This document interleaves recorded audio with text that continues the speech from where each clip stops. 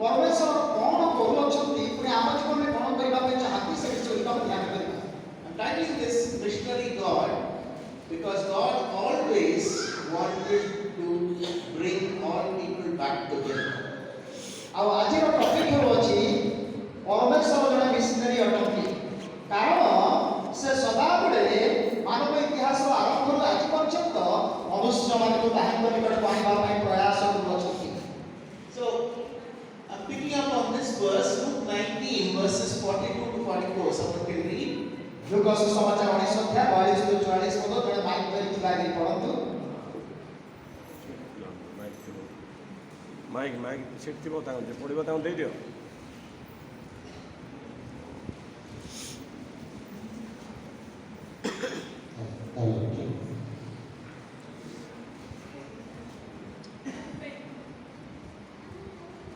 लूका सुसमाचार 19 अध्याय 42 से 44 पद।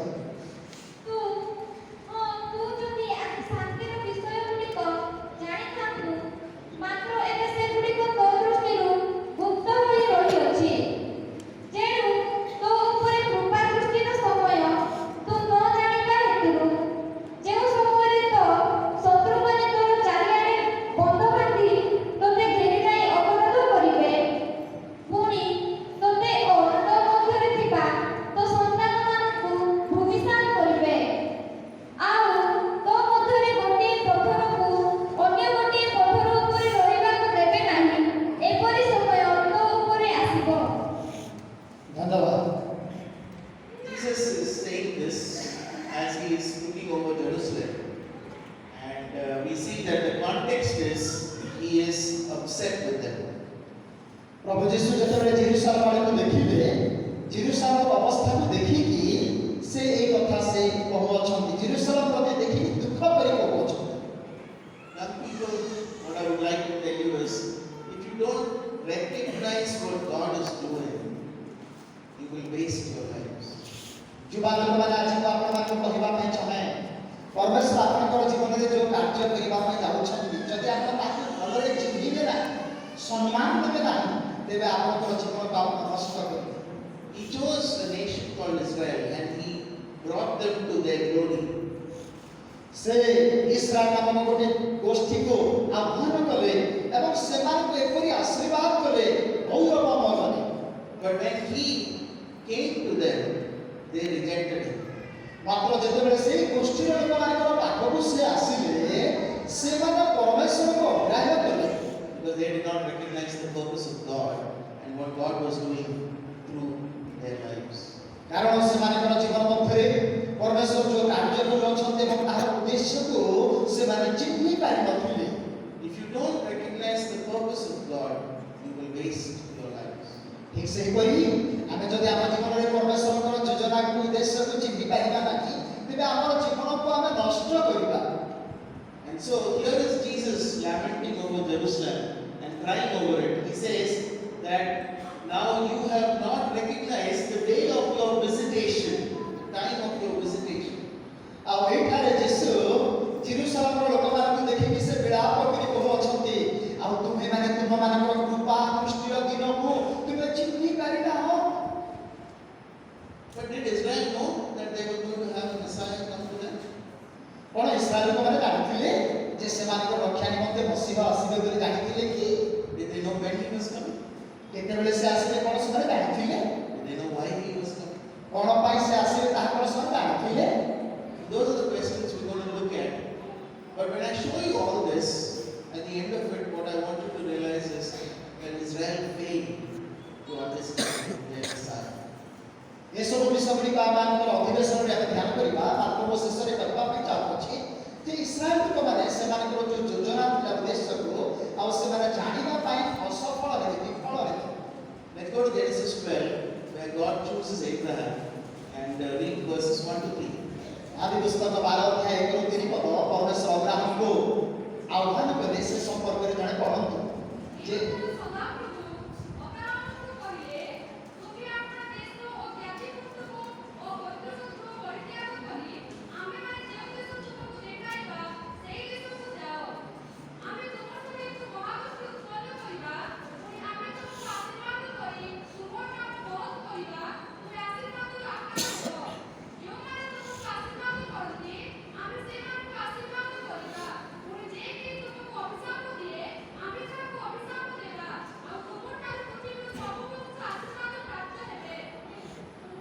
In chapter 11 of Genesis, God divides the people into nations. ଆଉ ଆଦି ପୁସ୍ତକ 11 ଅଧ୍ୟାୟ ମଧ୍ୟରେ ପରମେଶ୍ୱର ଲୋକମାନଙ୍କୁ ବିଭିନ୍ନ ଆଡ଼କୁ ସେ ଛିନ୍ନ ଭିନ୍ନ କଲେ, ବିଭିନ୍ନ ଗୋଷ୍ଠୀ ମଧ୍ୟରେ ରଖିଲେ। Because they united against him and tried to rebel together against him. ଆମେ ଆଦି ପୁସ୍ତକ 11 ଅଧ୍ୟାୟରେ ବାକିଗଣ ବିଷୟରେ ଆମେ ଦେଖୁଛୁ, କାରଣ ଲୋକମାନେ ଏକତ୍ର ହେଇକି ପ୍ରଭୁଙ୍କର ଯୋଜନା ବିରୁଦ୍ଧରେ କାମ କରିବା ଆରମ୍ଭ କଲେ। So he gives them languages and divides them. ସେଥିପାଇଁ ପରମେଶ୍ୱର ସେମାନଙ୍କୁ ଛିନ୍ନ ଛତ୍ର କରିଦେଲେ ଏବଂ ସେମାନଙ୍କର ଭାଷାର ଭେଦ ଜନ୍ମିଲା। And in 12, he's calling Abraham, picking one man and making a promise to him to make him a nation. ପୁଣି 12 ଅଧ୍ୟାୟରେ ଆମେ ଦେଖୁଅଛୁ ଏହି ସମସ୍ତ ଲୋକମାନଙ୍କ ମଧ୍ୟରୁ ପରମେଶ୍ୱର ଜଣେ ଅବ୍ରାହମ ନାମକ ବ୍ୟକ୍ତିକୁ ବାଛିଲେ ଏବଂ ତା ମଧ୍ୟରୁ ଏକ ମହାନ ଗୋଷ୍ଠୀ ଉତ୍ପନ୍ନ କରିବା ପାଇଁ ଯୋଜନା କଲେ। But not only one nation, but he says, through you I will make you a blessing to all the nations which I just now created, which is in the previous chapter. Abraham ଠାରୁ ଗୋଟେ ଜାତି ନିର୍ମାଣ କରିବା ପାଇଁ ଚାହିଁଲେ ତାହା କେବଳ ନୁହଁ, ମାତ୍ର ସେଇ ଜାତି ଦ୍ୱାରା ପୃଥିବୀର ଅନେକ ଲୋକମାନଙ୍କୁ ଆଶୀର୍ବାଦର ଆଗାର ଏହି ଜାତି ଦ୍ୱାରା କରିବା ପାଇଁ ଚାହିଁଲେ। So that's what we really see here, where God is telling that I will make you a nation, I will bless you, I will make you a nation, but I will make you a blessing to the nations. ଏହି ଅବସରରେ ଆମେ ତାହା ଦେଖୁଅଛୁ, ପରମେଶ୍ୱର ଅବ୍ରାହମକୁ ଆହ୍ୱାନ କରି କହିଲେ ଆମେ ତୁମକୁ ଆଶୀର୍ବାଦ କରିବା, ଆଉ ପୁଣି ଆମେ ଅନ୍ୟ ଲୋକମାନଙ୍କର ପାଇଁ ତୁମକୁ ଆଶୀର୍ବାଦର ଆକର କରିବା। Now, when they were made a nation, laws were given to them at Mount Sinai through Moses. And I want you to notice that He's God who is not only for Israel, but He was always for all the nations whom He divided at the Tower of Babel. ସିନା ପର୍ବତରେ ମୋସାଙ୍କ ଦ୍ୱାରା Israel ଲୋକମାନଙ୍କ ନିମନ୍ତେ ପରମେଶ୍ୱର ବ୍ୟବସ୍ଥା ଥିଲେ, କିନ୍ତୁ ଗୋଟିଏ କଥା ଆପଣମାନେ ମନେ ରଖନ୍ତୁ ବୋଲି ମୁଁ ଚାହୁଁଛି, ପରମେଶ୍ୱର କେବଳ ଇସ୍ରାଏଲ ଗୋଷ୍ଠୀର ରକ୍ଷା ପାଇଁ ଚାହାନ୍ତି ତାହା କେବଳ ନୁହଁ, ସମଗ୍ର ପୃଥିବୀବାସୀ ପାଇଁ ଯେଉଁମାନେ କି ବାଲିଗଣ ନିକଟରେ ଛିନ୍ନ ଛତ୍ର ହୋଇଥିଲେ ସମସ୍ତଙ୍କର ଉଦ୍ଧାର ସେ ଚାହାନ୍ତି। So let's read Leviticus 19, verse 33 and 34. ଲେବୀୟ 19:33-34 କହିଲା, ଆଉ ଯେବେ କୌଣସି ବିଦେଶୀ ତୁମମାନଙ୍କ ଦେଶରେ ତୁମ ସହିତ ବାସ କରେ, ତେବେ ତୁମେମାନେ ତାହା ପ୍ରତି ଉପଦ୍ରବ କରିବ ନାହିଁ। ଯେପରି ତୁମମାନଙ୍କର ସ୍ୱଦେଶୀୟ ଲୋକ, ସେପରି ତୁମମାନଙ୍କର ସହବାସୀ ବିଦେଶୀୟ ଲୋକ ତୁମମାନଙ୍କ ପ୍ରତି ହେବ। ପୁଣି ତୁମେ ତାହାକୁ ଆତ୍ମତୁଲ୍ୟ ପ୍ରେମ କରିବ, କାରଣ ମିଶ୍ର ଦେଶରେ ତୁମେମାନେ ବିଦେଶୀ ଥିଲ, ଆମେ ସଦାପ୍ରଭୁ ତୁମମାନଙ୍କର ପରମେଶ୍ୱର ଅଟୁ। So He's saying, you will treat the foreigner, whoever he is, from whichever land he is, as yourself. You will love him like yourself. That's the law. ଏହି ବାକ୍ୟ ଦ୍ୱାରା ପରମେଶ୍ୱର ଇସ୍ରାଏଲ ଲୋକମାନଙ୍କୁ କହୁଅଛନ୍ତି, ତୁମର ଦେଶରେ ଯଦି କୌଣସି ଦେଶର ବିଦେଶୀ ଲୋକମାନେ ଥିବେ, ତେବେ ତାହାକୁ ଆତ୍ମତୁଲ୍ୟ ପ୍ରେମ କରିବ, ତାହା ହେଉଛି ବ୍ୟବସ୍ଥା। So, does God care about the stranger, the other people, the other nations? ତେବେ କ'ଣ ପରମେଶ୍ୱର ଅନ୍ୟ ଦେଶୀୟ ଲୋକମାନଙ୍କର ପାଇଁ ମନୋଯୋଗୀ କି ଚିନ୍ତା କରନ୍ତି କି? ହଁ। So, you can see that right here in the beginning, in the law itself. ଆମେ ବାଇବେଲର ପ୍ରାରମ୍ଭ ବିଷୟ ବ୍ୟବସ୍ଥା ପୁସ୍ତକରେ ତାହା ଆମେ ଦେଖିପାରୁଅଛୁ। So, God did care about the other nations. ପରମେଶ୍ୱର ଅନ୍ୟ ଦେଶୀୟ ଲୋକମାନଙ୍କର ନିମନ୍ତେ ଚିନ୍ତା କରୁଥିଲେ। Later on, in the glory of days of David and Solomon, Solomon is considered the golden period because Israel was at its best, the greatest during his time. ତାପରେ Israel ମଧ୍ୟରେ ରାଜାମାନେ ଉତ୍ପନ୍ନ ହେଲେ, ରାଜା ଦାଉଦ, ରାଜା ସଲୋମନର ସମୟ, ରାଜତ୍ୱ ସମୟ ତାହା ଗୋଟେ ଗୌରବମୟ ସମୟ ଥିଲା। David wanted to build a temple for the Lord, ଦାଉଦ ପ୍ରଭୁଙ୍କ ନିମନ୍ତେ ମନ୍ଦିର ତିଆରି କରିବା ପାଇଁ ଇଚ୍ଛା କରିଥିଲେ, but God told, no, not you, but your son Solomon can build it. ମାତ୍ର ପରମେଶ୍ୱର କହିଲେ ତୁମେ ନୁହଁ, ମାତ୍ର ତୁମର ପୁତ୍ର ସଲୋମନ ନିର୍ମାଣ କରିବେ। And Solomon builds a grand temple ସଲୋମନ ଗୋଟେ ବିଶାଳ ମନ୍ଦିର ନିର୍ମାଣ କଲେ। because David had made all the materials and arrangements and everything and kept it ready. And so Solomon can do the work very quickly and very early in his reign he builds this temple. କାରଣ ରାଜା ଦାଉଦ ମନ୍ଦିର ନିର୍ମାଣ କରିବା ନିମନ୍ତେ ଯେତେ ଜିନିଷପତ୍ର ଆବଶ୍ୟକ ଥିଲା ସବୁ ଯୋଗାଡ଼ କରିକି ରଖିଥିଲେ, ଏଥିନିମନ୍ତେ ସଲୋମନ ଅତି ଚଞ୍ଚଳ ସୁନ୍ଦର ଭାବରେ ବିଶାଳ ମନ୍ଦିର ନିର୍ମାଣ କରିଥିଲେ। And in 1 Kings chapter 8 we can see the inauguration of the temple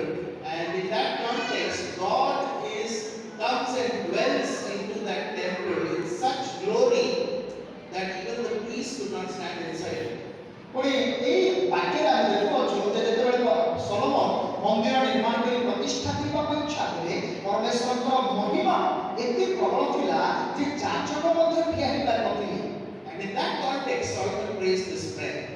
ଆଉ ଏଇ ସନ୍ଦର୍ଭରେ ସଲୋମନ ଏହି ପ୍ରାର୍ଥନା କରିଅଛନ୍ତି ପଢ଼ନ୍ତୁ ନା। So it's a very long prayer. He prays about many things related to the temple and regarding God. ଆଉ ଏହା ଗୋଟେ ଦୀର୍ଘ ପ୍ରାର୍ଥନା ଅଟେ। ଆଉ ସେ ମନ୍ଦିର ସମ୍ପର୍କରେ ପରମେଶ୍ୱରଙ୍କର ସମ୍ପର୍କରେ ସେ ପ୍ରାର୍ଥନା କରିଅଛନ୍ତି। But in one part of that prayer, he prays this, and let's read that, which is verse 41 to 43. 1 Kings 8:41 to 43. ପ୍ରଥମ ରାଜାବଳୀ 8 ଅଧ୍ୟାୟ 41 ରୁ 43 ପଦ ସଲୋମନଙ୍କର ପ୍ରାର୍ଥନାର ଗୋଟିଏ ଅଂଶ ଝିଅ ପଢ଼ିବ।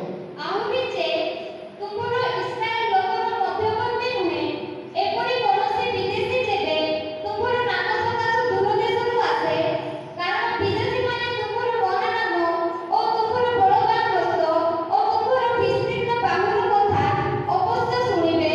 ଏପରି ଲୋକ ଆସି ଯେବେ ଏହି ଗୃହ ଆଡ଼େ ପ୍ରାର୍ଥନା କରେ, ତେବେ ତୁମେ ଆପଣା ନିବାସ ସ୍ଥାନ ସ୍ୱର୍ଗରେ ଥାଇ ଶୁଣ ଓ ସେ ବିଦେଶୀ ତୁମ ନିକଟରେ ଯାହା ଯାହା ପ୍ରାର୍ଥନା କରେ ତଦନୁସାରେ ତାହା ପ୍ରତି କର।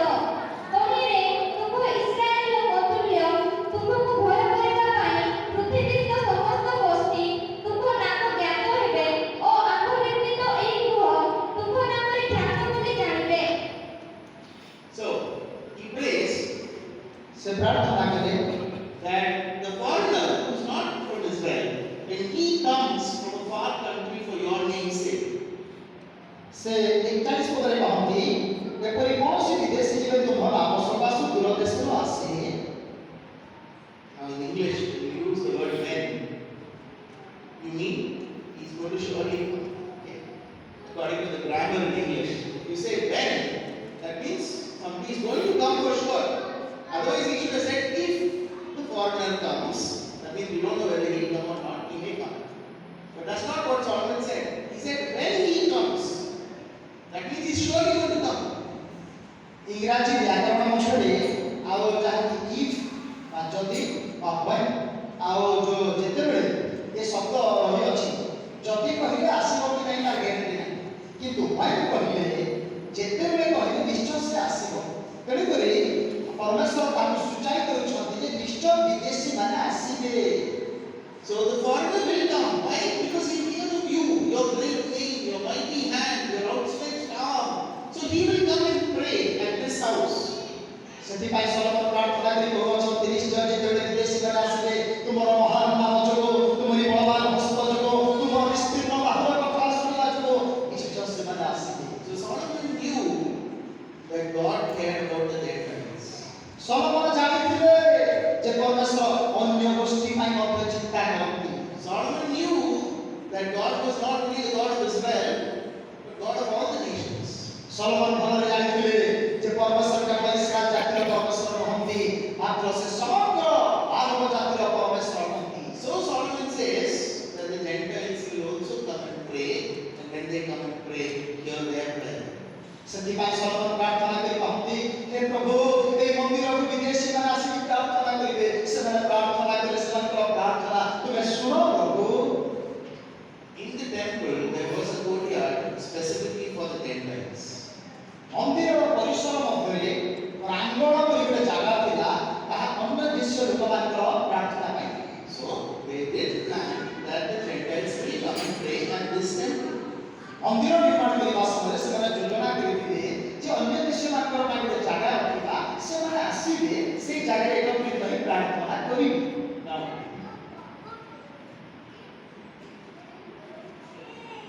Now, this is the prayer conversation between God and Solomon in the context of the temple and his reign. Okay, so let's read 1 Kings chapter 9, verses 1 to 5.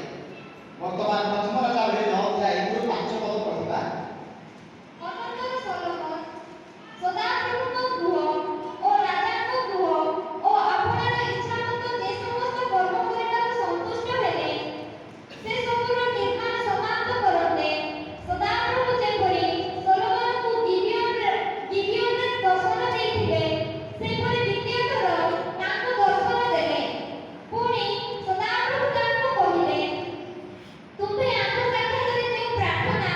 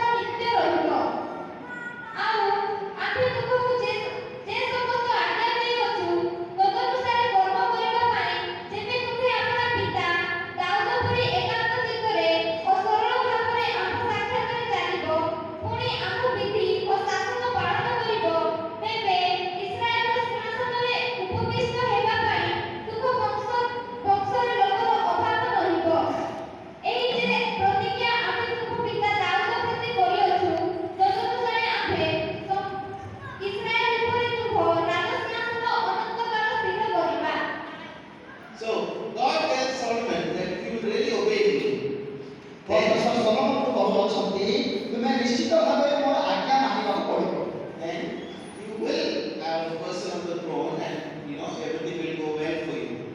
ଯଦି ତୁମେ ମୋର ଆଜ୍ଞା ମାନିବ ତେବେ ତୁମର ସିଂହାସନରେ ଉପବିଷ୍ଟ ହେବା ପାଇଁ ରାଜାର ଅଭାବ ହେବ ନାହିଁ ଆଉ ସବୁ ବିଷୟ ତୁମର ମଙ୍ଗଳ ହେବ। And so there is a condition that God places with Solomon. As long as you will remain obedient, as long as you will do what I tell you, you will be seated on the throne. ପରମେଶ୍ୱର ସଲୋମନଙ୍କ ସମ୍ମୁଖରେ ଗୋଟେ condition ବା ସର୍ତ୍ତ ରଖୁଅଛନ୍ତି ଆଉ ତୁମେ ଯେ ଯାଏ ମୋର କଥା ମାନିବ ଆଜ୍ଞା ମାନିବ ତେବେ ତୁମର ସିଂହାସନରେ ବସିବା ପାଇଁ ରାଜାର ଅଭାବ ହେବ ନାହିଁ। For the sake of your father David and the promise which I made to him, ତୁମର ପିତା ଦାଉଦଙ୍କର ଯୋଗୁଁ ତାଙ୍କର ସହିତ ମୁଁ ଯେଉଁ ପ୍ରତିଜ୍ଞା କରିଅଛି ସେଥିପାଇଁ so you will be blessed for his sake if you obey him. ଯଦି ତୁମେ ମୋର ଆଜ୍ଞା ପାଳନ ହେବ ତେବେ ତୁମର ପିତା ଦାଉଦଙ୍କର ଯୋଗୁଁ ତୁମେ ଆଶୀର୍ବାଦ ଲାଭ ହେବ। So, what do we have so far? This is what took place, and this is how it happened. But in the big picture, what is going on? If we ask the question, what is the big picture? We know from Genesis 1:27-28, there was a mandate given to Adam. And what was that? Have dominion over this earth. ଆଉ ଆମେ ଆଦି ପୁସ୍ତକ 8 ଅଧ୍ୟାୟରୁ ବର୍ତ୍ତମାନ ପ୍ରଥମ ରାଜା ବେଳେ ପର୍ଯ୍ୟନ୍ତ ଏ ସମସ୍ତ ବିଷୟଗୁଡ଼ିକ ଆମେ ଧ୍ୟାନ କଲୁ। ମାତ୍ର ଆମେ ଏସବୁ ଧ୍ୟାନ କରିବା ପଛରେ କ'ଣ ରହସ୍ୟ ଅଛି ଆମେ ଆଦି ପୁସ୍ତକ 1 ଅଧ୍ୟାୟ 26-27 ପଦ ଆମେ ଯେତେବେଳେ ପଢୁ ଆଉ ପରମେଶ୍ୱର ଆଦମକୁ ନିର୍ମାଣ କରିବାର ଉଦ୍ଦେଶ୍ୟ କ'ଣ ଥିଲା ଏ ପୃଥିବୀକୁ କର୍ତ୍ତୃତ୍ୱ କରିବା ପାଇଁ ସେ ନିର୍ମାଣ କରିଥିଲେ। From Genesis 3:11, we see the fall of man and the nations rebel. And at the Tower of Babel, God is scattering them. ଆଦି ପୁସ୍ତକ 3 ଅଧ୍ୟାୟ 11 ଅଧ୍ୟାୟ ମଧ୍ୟରେ ମନୁଷ୍ୟ ବର୍ତ୍ତମାନ ଆମେ ଦେଖୁଛୁ ମନୁଷ୍ୟ ପରମେଶ୍ୱରଙ୍କ ବିରୁଦ୍ଧରେ ବିଦ୍ରୋହ ଆଚରଣ କଲା। And in Genesis chapter 12, we see that God places one by Abraham and makes a nation out of him. ଆଦି ପୁସ୍ତକ 12 ଅଧ୍ୟାୟରେ ପରମେଶ୍ୱର ଅନେକ ଲୋକମାନଙ୍କ ମଧ୍ୟରୁ ଜଣେ ବ୍ୟକ୍ତି ଅବ୍ରାହମକୁ ବାଛିଲେ ଏବଂ ତା ଦେହରେ ଗୋଟେ ଜାତି ଆରମ୍ଭ କରିବା ପାଇଁ ଚାହିଁଲେ। And we find that when they went into Egypt, we find that they were slaves in Egypt. And in Egypt, when God delivers them from the Egyptians, He's not against the Egyptians, but He's against the gods of Egypt. ଶେଷରେ Israel ଲୋକମାନଙ୍କୁ ମିଶ୍ର ଦେଶକୁ ଯିବାକୁ ପଡ଼ିଥିଲା। 430 ବର୍ଷ ପର୍ଯ୍ୟନ୍ତ ସେମାନେ ମିଶ୍ର ଦେଶରେ କୀର୍ତ୍ତଦାସ ଅବସ୍ଥାରେ ରହିଥିଲେ। ତାପରେ ପରମେଶ୍ୱର ଆଉ ମିଶ୍ରୀୟ ଲୋକମାନଙ୍କ ମଧ୍ୟରେ ସେମାନଙ୍କୁ ଉଦ୍ଧାର କଲେ। ପରମେଶ୍ୱର ମିଶ୍ରୀୟ ଲୋକମାନଙ୍କ ବିରୁଦ୍ଧରେ ନଥିଲେ ମାତ୍ର ମିଶ୍ରର ଦେବତାମାନଙ୍କୁ ବିଚାର କଲେ ଆଉ ସେମାନଙ୍କ ବିରୁଦ୍ଧରେ ସେ ଥିଲେ। So that's in Exodus 12:12. You can read it. ଚାଲା ପୁସ୍ତକ 12 ଅଧ୍ୟାୟ 12 ପଦ ପରେ ଆପଣ ତା ଉପରେ ପଢ଼ିପାରିବେ।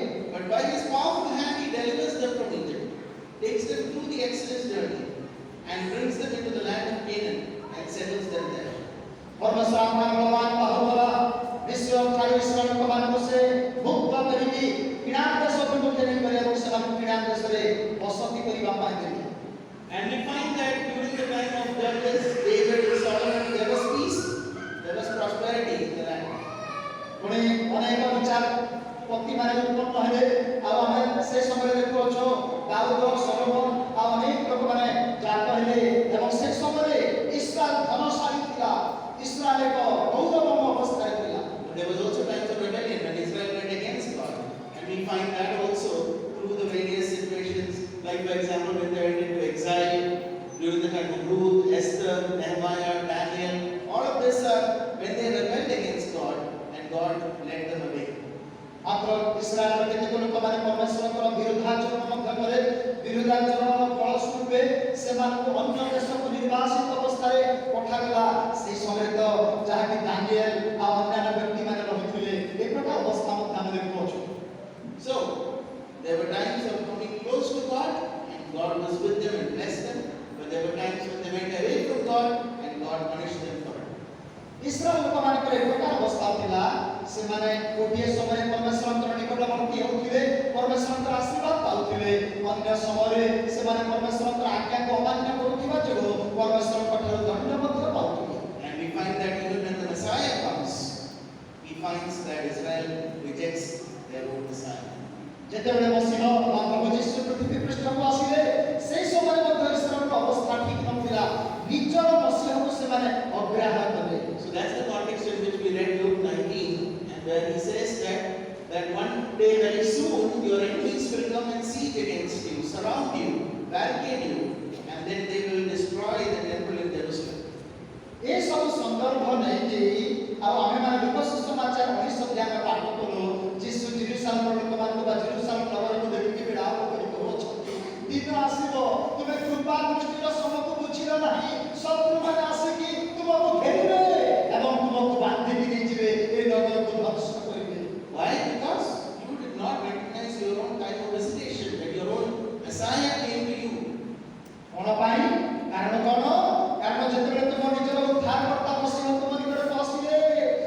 ଅନୁଗ୍ରହର ସମକୁ ତୁମେ ବୁଝିପାରିଲ ନାହିଁ, You rejected him. ତୁମେ ତାହାକୁ ଅଗ୍ରାହ୍ୟ କଲ। So he says, you have been struck with blindness. ସେଥିପାଇଁ ପରମେଶ୍ୱର ସେ କହୁଅଛନ୍ତି ଯେ ତୁମେ ଆଉ ଅନ୍ଧକାରରେ ତୁମକୁ ଦଣ୍ଡ ଦିଆଯିବ। AD 70, the Romans destroyed Jerusalem. ଆଉ 70 ଖ୍ରୀଷ୍ଟାବ୍ଦରେ ଜେରୁସାଲେମକୁ ଯାହାକି ରୋମୀୟ ମାନେ ଆସିକି ଧ୍ୱଂସ କଲେ। And because the dome of the temple had some gold in it, the Romans, when they attacked the temple, and they wanted to make sure they get the gold, but by mistake, the temple caught fire. ଯେତେବେଳେ ରୋମୀୟ ମାନେ ଆସିକି ମନ୍ଦିରକୁ ଅବରୋଧ କରିବା ପାଇଁ ବା ଧ୍ୱଂସ କରିବା ପାଇଁ ଚେଷ୍ଟା କଲେ, ଆଉ ମନ୍ଦିରର ଗମ୍ବୁଜ ଯୋଉଟାକୁ ଉପରେ ଯୋଉ ରାଉଣ୍ଡ ସର୍କଲରେ ଯୋଉ ଗମ୍ବୁଜ ହେଇଥିଲା ଆଉ ତାହା ସୁନାରେ ଥିଲା, କିନ୍ତୁ ସେ ସୁନାକୁ ସେମାନେ ନେବା ପାଇଁ ଚାହିଁଲେ, ମାତ୍ର ଦୁର୍ଭାଗ୍ୟବଶତଃ ତାହା ନିଆଁ ଲାଗିଗଲା। And the gold started melting, and it started going into the stones. ଆଉ ପୁଣି ଯେତେବେଳେ ନିଆଁ ଲାଗିଲା ସୁନା ତରଳିଗଲା ଏବଂ ତାହା ସେଇ କାନ୍ଥରେ ଯୋଉ ପଥର କାନ୍ଥ ଭିତରେ ତାହା ପଶିଗଲା। So the Roman soldiers whacked every stone of each other to get the gold. ସେଥିପାଇଁ ରୋମୀୟ ସୈନିକମାନେ ସେଇ କାନ୍ଥ ଯୋଉ ପଥର କାନ୍ଥ ଥିଲା ଗୋଟେ ପରେ ଗୋଟେ କାନ୍ଥକୁ ବା ପଥରକୁ ଲୁଚିଲେ ସୁନାକୁ ନେବା ପାଇଁ। And they fulfilled exactly what Jesus said, that they will not leave one stone upon another, because you did not recognize the time of your visitation. ଯୀଶୁ ଯେପରି ଭବିଷ୍ୟବାଣୀ କରିଥିଲେ ଠିକ୍ ସେହିପରି ତାହା ସଫଳ ହେଲା। ସେ କହିଥିଲେ ଯେ ତୁମେ ତୁମର କୃପା ଦୃଷ୍ଟି ଦିନକୁ ତୁମେ ବୁଝିପାରିଲ ନାହିଁ, ସେଥିପାଇଁ ତୁମେ ବିନାଶ ହେବ। In AD 135, the Jews were banned from entering that region of Palestine. ଆଉ 135 ଖ୍ରୀଷ୍ଟାବ୍ଦ ମଧ୍ୟରେ ଆଉ ଇସ୍ରାଏଲ ଲୋକମାନଙ୍କୁ ପଲେଷ୍ଟିୟ ସହର ମଧ୍ୟକୁ ଆସିବା ପାଇଁ ନିଷେଧ କରାଗଲା। 1900 years they have been scattered in the nations, more than 120 nations where the Jews were scattered. 1900 ବର୍ଷ ପର୍ଯ୍ୟନ୍ତ ପୃଥିବୀର ବିଭିନ୍ନ ଜାଗାରେ ଦଣ୍ଡ ସ୍ୱରୂପେ ଇସ୍ରାଏଲ ଲୋକମାନେ ଛିନ୍ନ ଭିନ୍ନ ହୋଇଥିଲେ ଏବଂ ସେମାନଙ୍କର ଅବସ୍ଥା ଏକ ପ୍ରକାର ଥିଲା। But in 1948, God brought them back again as a nation, and once again there is a state called Israel that is established.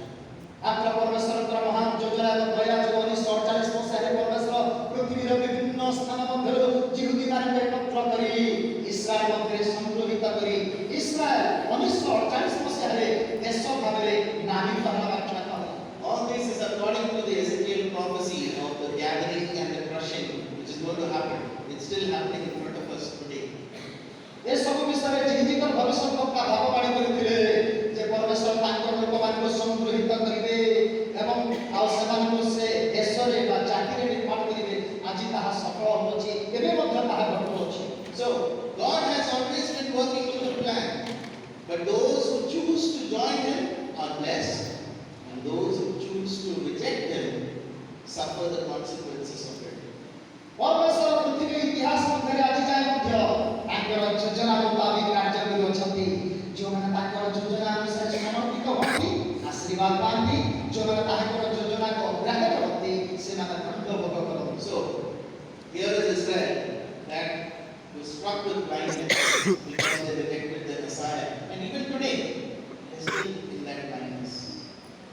ସେମାନେ ଅଗ୍ରାହ୍ୟ କରିଥିବା ଯୋଗୁଁ ସେମାନଙ୍କର ଚକ୍ଷୁକୁ ଯାହାକି ପରମେଶ୍ୱର ତାହାକି ଧନ୍ଦଳା କରିଦେଲେ, ହେଲେ ସେମାନେ ଆଉ ଚିହ୍ନି ପାରିଲେ ନାହିଁ।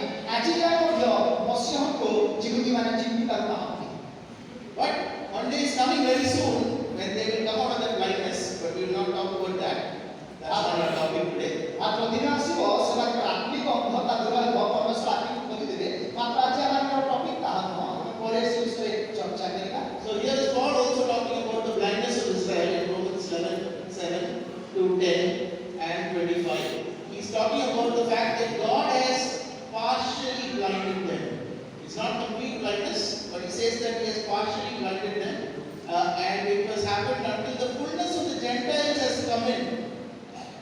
ରୋମିଓ 11:7 ପଦ 10 ପଦ 25 ପଦ ଏ ପଦଗୁଡ଼ିକରେ ମଧ୍ୟ ସାଧୁ ପାଉଲ ସେ କହୁଅଛନ୍ତି ଯେ ପରମେଶ୍ୱର ଇସ୍ରାଏଲ ଲୋକମାନଙ୍କୁ ଆଂଶିକ ଭାବରେ ଅନ୍ଧ କରିଅଛନ୍ତି, ଆଉ ଯେ ପ୍ରକାର ବିଜାତୀୟମାନଙ୍କର ପୂର୍ଣ୍ଣତା ସଂଖ୍ୟା ପୂର୍ଣ୍ଣ ହେବା ପର୍ଯ୍ୟନ୍ତ। So because Israel rejected Christ, their Messiah, so God put a new vehicle in place, which is the church. Israel ଲୋକମାନେ ନିଜର ମସିହଙ୍କୁ ଅଗ୍ରାହ୍ୟ କରିଥିବା ଯୋଗୁଁ ସେମାନଙ୍କର ସ୍ଥାନରେ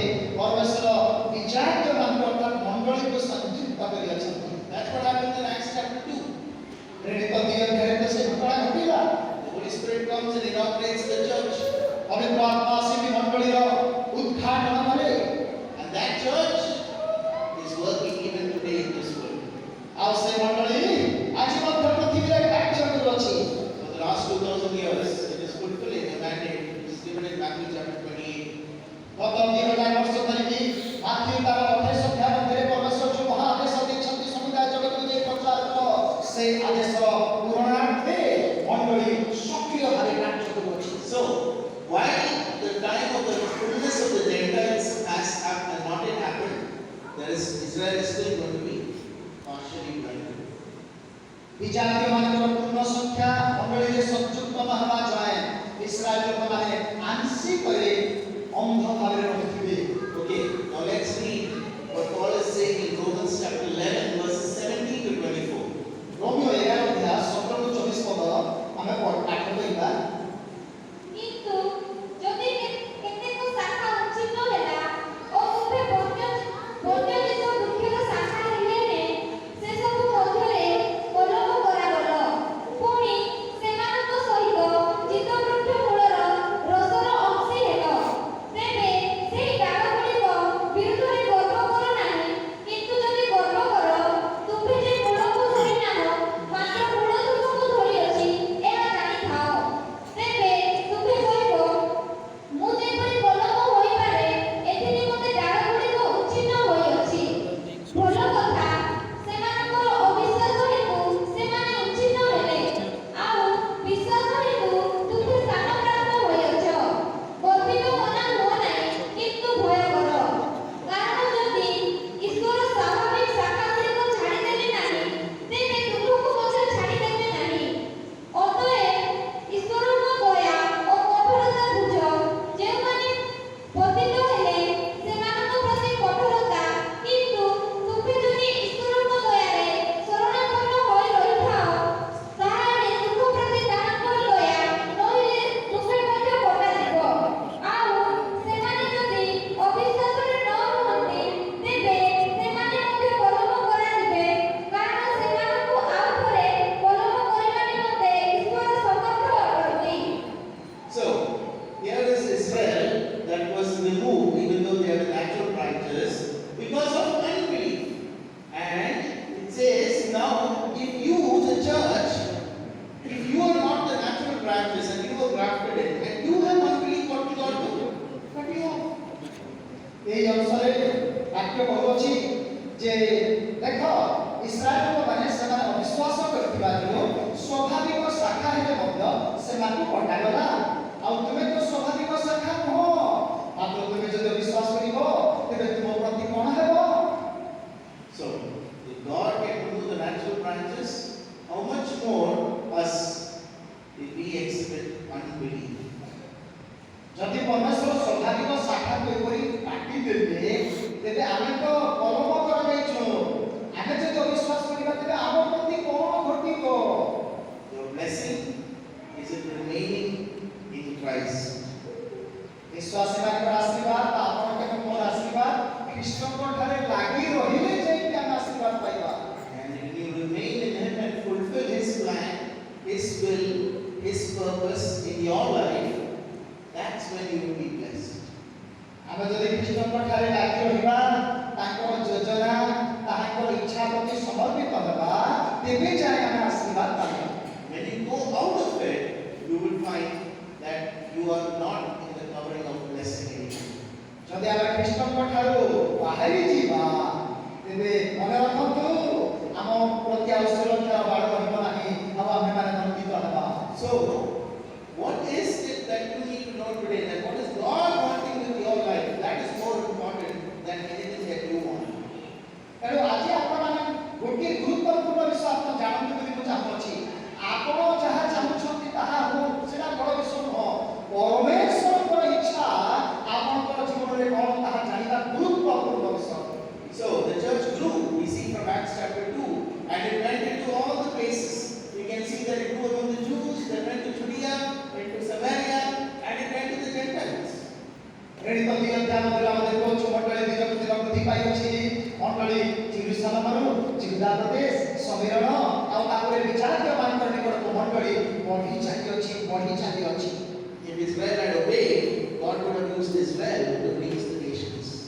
ଯଦି ଇସ୍ରାଏଲ ଲୋକମାନେ ଆଜ୍ଞା ମାନିଥାନ୍ତେ ପରମେଶ୍ୱରଙ୍କର, ତେବେ ପରମେଶ୍ୱର ଇସ୍ରାଏଲ ଜାତିକୁ ବ୍ୟବହାର କରିଥାନ୍ତେ ଅନ୍ୟ ଜାତିମାନଙ୍କର ନିକଟକୁ ସୁସମାଚାର ପହଞ୍ଚିବା ପାଇଁ। But because Israel rejected Christ, God used the church to reach the Gentiles. Israel ଲୋକମାନେ ପରମେଶ୍ୱରଙ୍କର ଆଜ୍ଞାକୁ ଅମାନ୍ୟ କରିଥିବା ଯୋଗୁଁ ପରମେଶ୍ୱର ସେମାନଙ୍କୁ ଛାଡ଼ିଦେଲେ, ଆଉ ମଣ୍ଡଳୀକୁ ଗ୍ରହଣ କରି ମଣ୍ଡଳୀକୁ ବ୍ୟବହାର କରୁଅଛନ୍ତି। So He told Israel, you sit to the side, now we will use the church. ସେ ଇସ୍ରାଏଲକୁ କହିଲେ, ଇସ୍ରାଏଲ ଗୋଟିଏ ବସିଲେ ବାପା,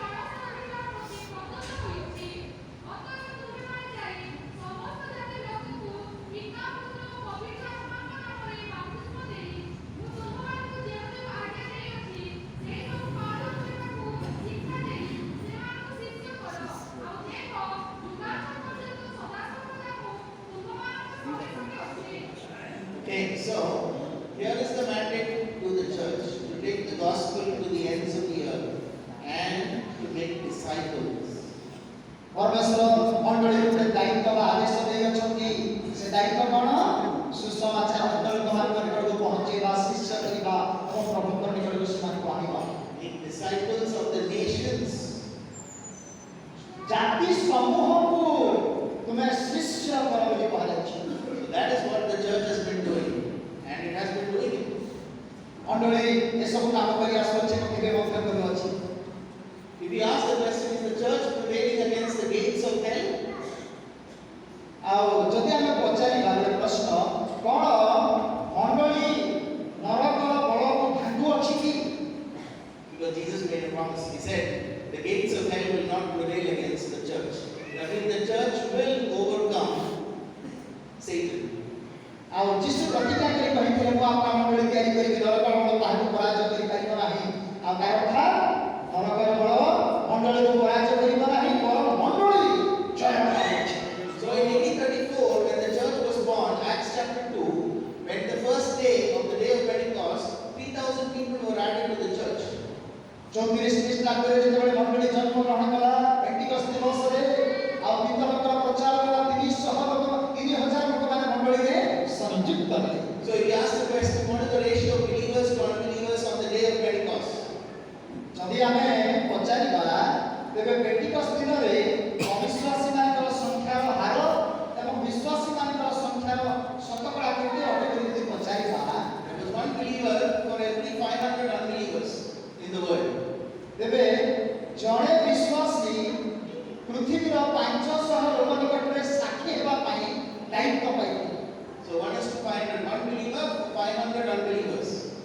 ବେଳେ ଜଣେ ବିଶ୍ୱାସୀ ପୃଥିବୀର 500 ଅଣବିଶ୍ୱାସୀ ମାନଙ୍କ ନିକଟରେ ସାକ୍ଷୀ ହେବାର ଦାୟିତ୍ୱ ପାଇଥିଲେ। In AD 2000, ଆଉ 2000 ଶତାବ୍ଦୀରେ in AD 2000, it was one believer for 10 unbelievers.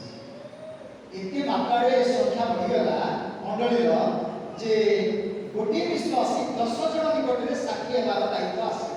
So you see, the church has been progressing. ଦେଖନ୍ତୁ ଏହି ଗଣନା ଅନୁସାରେ ସଭ୍ୟ ଅନୁସାରେ ଆପଣ ଜାଣନ୍ତୁ ଯେ ମଣ୍ଡଳୀ କ'ଣ ହେଉଛି ଆଗକୁ ବଢ଼ୁଅଛି And it has been reaching the nations. ପୁଣି ଅନେକ ଜାତି ନିକଟକୁ ସୁସମାଚାର ପହଞ୍ଚାଉଅଛି। It is bringing people into the kingdom of God. ଲୋକମାନଙ୍କୁ ଈଶ୍ୱରଙ୍କ ରାଜ୍ୟ ନିକଟକୁ ଆଣୁଅଛି। So in AD 2000, if it was 1:10, and if we ask the question in AD 2010, how much was it? In AD 2020, how much was it? So it is following what we call as a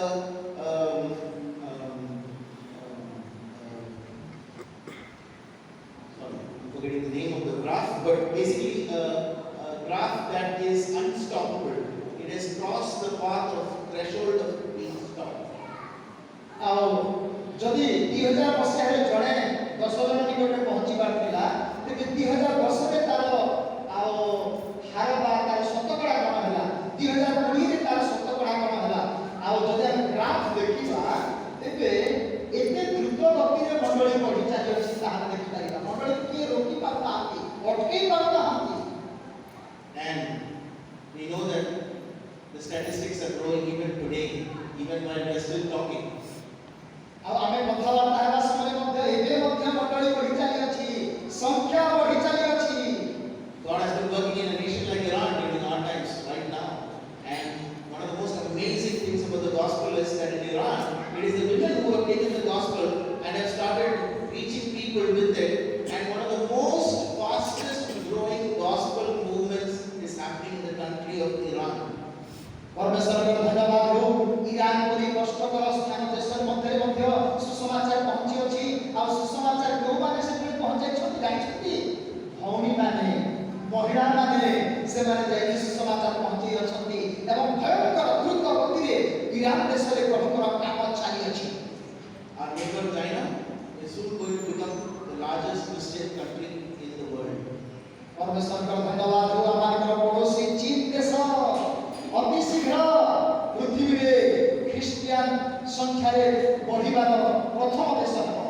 And all of this in a period of less than 100 years, maybe about 50 to 70 years is what China's growth has been, where they have gone from somewhere around 1 to 2% Christian to more than about 30%. ଆଉ এই ঘটনা বহু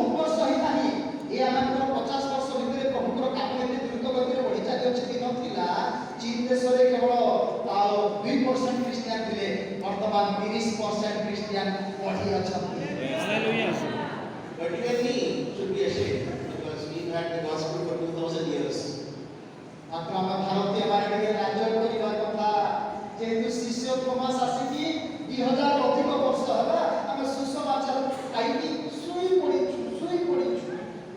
There are a lot of work happening in places like Bangladesh.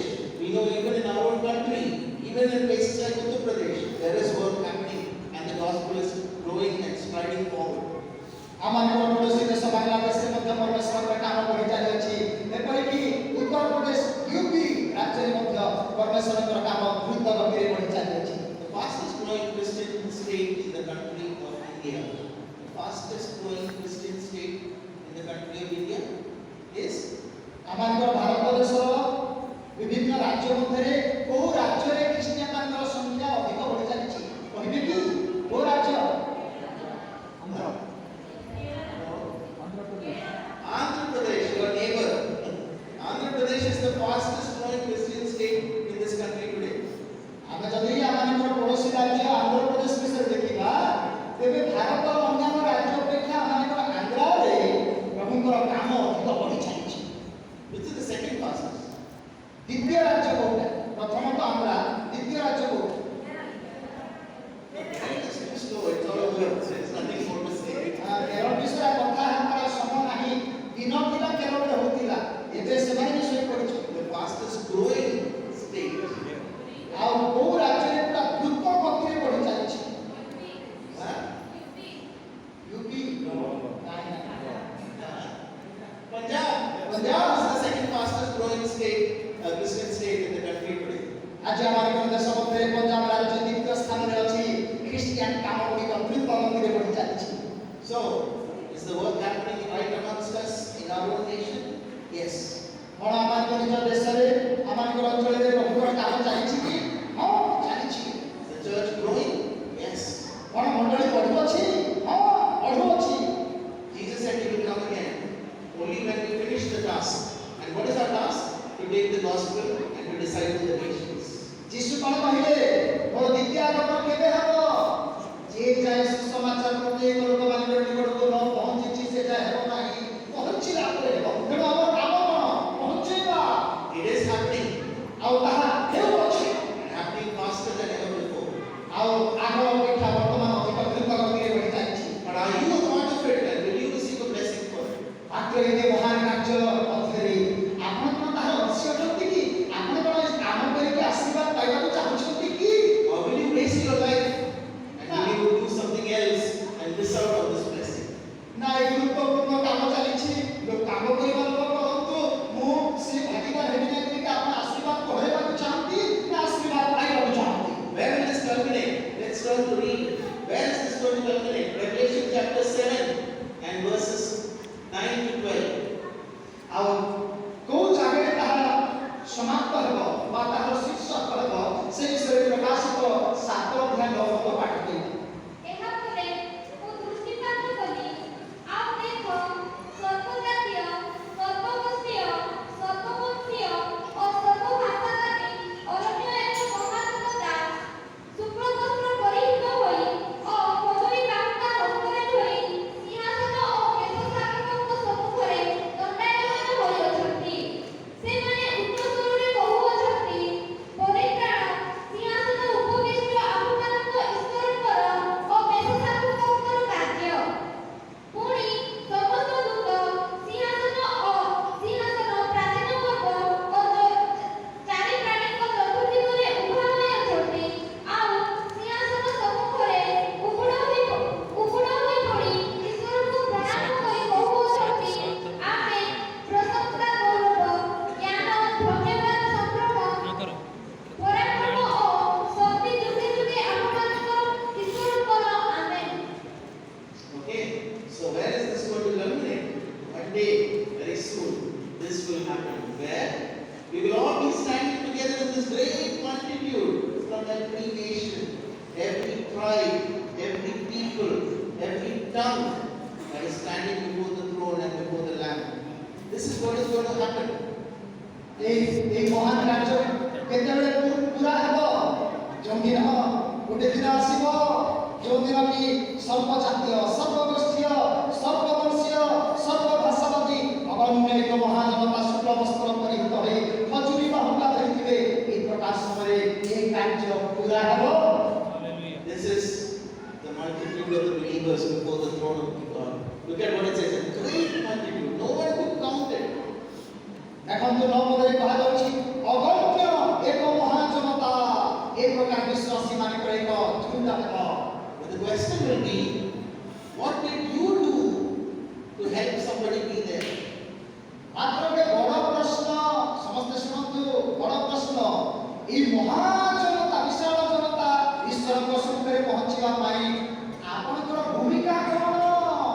ଆପଣ ବଞ୍ଚିଥିଲା ବେଳେ କିଛି କରିଛନ୍ତି କି ସୁସମାଚାର କାମ? এইটা হচ্ছে বড় প্রশ্ন। But that is not the end. ଆଉ ଏହା କେବଳ ଶେଷ ନୁହଁ। The end is ଶେଷ ହେଲା when the second Adam brings peace on earth and brings God's rule on earth. ଯେତେବେଳେ ଦ୍ୱିତୀୟ ଆଦମ ପୃଥିବୀ ମଧ୍ୟରେ ଶାନ୍ତି ଆଣି ପୃଥିବୀରେ ଈଶ୍ୱରଙ୍କର ରାଜ୍ୟ ସ୍ଥାପନ କରିବେ। That is what we read in 1 Corinthians chapter 15 and verses 24 to 28. ସେ ସମ୍ପର୍କରେ ଆମେ ପ୍ରଥମ କରନ୍ଥୀୟ 15 ଅଧ୍ୟାୟ 24 ରୁ 28 ପଦ ଆମେ ପାଠ କରିଥାଉ। ଝିଅ ପଢିଲ। ତତ୍ପରେ ଯୁଗାନ୍ତ ଉପସ୍ଥିତ ହେବ। ସେ ସମୟରେ ସେ ସମସ୍ତ କର୍ତ୍ତାପଣ ସମସ୍ତ କ୍ଷମତା ଓ ଶକ୍ତି ଲୋପ କଲା ଉତ୍ତାରେ ପିତା ଈଶ୍ୱରଙ୍କୁ ରାଜତ୍ୱ ସମର୍ପଣ କରିବେ। କାରଣ ସେ ସମସ୍ତ ଶତ୍ରୁଙ୍କୁ ନିଜର ପାଦ ତଳେ ନ ଧରି ରଖିବା ପର୍ଯ୍ୟନ୍ତ ତାହାଙ୍କୁ ଅବଶ୍ୟ ରାଜତ୍ୱ କରିବାକୁ ହେବ। ଶେଷ ଶତ୍ରୁ ସ୍ୱରୂପେ ମୃତ୍ୟୁକୁ ଲୋପ କରାଯିବ। କାରଣ ସେ ସମସ୍ତ ବିଷୟ ତାହାଙ୍କ ପାଦ ତଳେ ବଶୀଭୂତ କଲେ। ଯେତେବେଳେ ସେ କହନ୍ତି ସମସ୍ତ ବିଷୟ ବଶୀଭୂତ କରାଯାଇଅଛି, ଏହା ସ୍ପଷ୍ଟ ସମସ୍ତ ବିଷୟ ଯେ ତାହାଙ୍କର ବଶୀଭୂତ କଲେ ସେ ସେହି ସବୁର ଅନ୍ତର୍ଗତ ନୁହନ୍ତି। ଆଉ ସମସ୍ତ ବିଷୟ ପୁତ୍ରଙ୍କ ବଶୀଭୂତ କରାଗଲା ଉତ୍ତାରେ ଯେ ସମସ୍ତ ବିଷୟ ତାହାଙ୍କର ବଶୀଭୂତ କଲେ ସ୍ୱୟଂ ପୁତ୍ର ମଧ୍ୟ ତାହାଙ୍କର ବଶୀଭୂତ ହେବେ, ଯେପରି ଈଶ୍ୱର ସର୍ବେସର୍ବା ହୁଅନ୍ତି। So, when Christ brings God's rule on earth, restores everything, and brings order to everything, that's what you see here. And then comes the end. ଆମେ এই ବାକ୍ୟରେ ଆମେ ପଢିଲୁ ଯେ ଖ୍ରୀଷ୍ଟ ପୃଥିବୀ ପୃଷ୍ଠକୁ ଆସିବେ ଶାନ୍ତି ଆଣିବେ ଯାହା ଆଗମଙ୍କ ସମୟରେ ଯୋଉଟା ଭ୍ରଷ୍ଟ ହୋଇଥିଲା ତାହାକୁ ପୁନଃସ୍ଥାପନ କରିବେ ଆଉ ସବୁକୁ ସଜାଡ଼ିବେ ତାପରେ ଯୁଗାନ୍ତ। So with that I want to close, but here is a nice illustration that someone said. A one-legged school teacher from Scotland came to Hudson Taylor to offer himself for service in China. ଆଉ ଏତିକିରେ ଆମେ ଆମମାନଙ୍କର ଅଧିବେଶନ ସମାପ୍ତ କରିବା ପୂର୍ବରୁ ଗୋଟିଏ ଉଦାହରଣ ଆପଣମାନଙ୍କୁ କହିବା ପାଇଁ ଚାହୁଁଛି। ଆଉ ଯିଏ ହଡସନ୍ ଟେଲର ନିକଟକୁ ଆଉ ସ୍କଟଲ୍ୟାଣ୍ଡର ଗୋଟିଏ ଗୋଡ଼ିଆ ଲୋକ ତାର ଅଙ୍ଗା ଗୋଡ଼ ଗୋଟିଏ ଖରାପ ଥିବ ଗୋଟିଏ ଗୋଡ଼ର ଲୋକ ଆସିକି ସେ କହିଲା ଆଉ ମୁଁ ତୁମକୁ କିଛି ଗୋଟେ ସାହାଯ୍ୟ କରିପାରିବି ସେବା କରିପାରିବି। Hudson Taylor was a missionary to China. Hudson Taylor ଜଣେ ଚିଫ୍ ମିଶନାରୀ ମିଶନାରୀ ଥିଲେ। So Hudson Taylor asks him, with only one leg, how do you think of going as a missionary? Hudson Taylor ତାହାଙ୍କୁ ପଚାରିଲା ତୁମର ଆଉ ଗୋଟିଏ ଗୋଡ଼ ଭଲ ନାହିଁ ଗୋଟିଏ ଗୋଡ଼ରେ ତୁମେ ଚୀନ ଦେଶକୁ ମିଶନାରୀ ଭାବରେ ଯିବା ପାଇଁ କାହିଁକି ଇଚ୍ଛା କରୁଅଛ? So he replied, Lord Scott, he replied, he said, I did not see those with two legs going.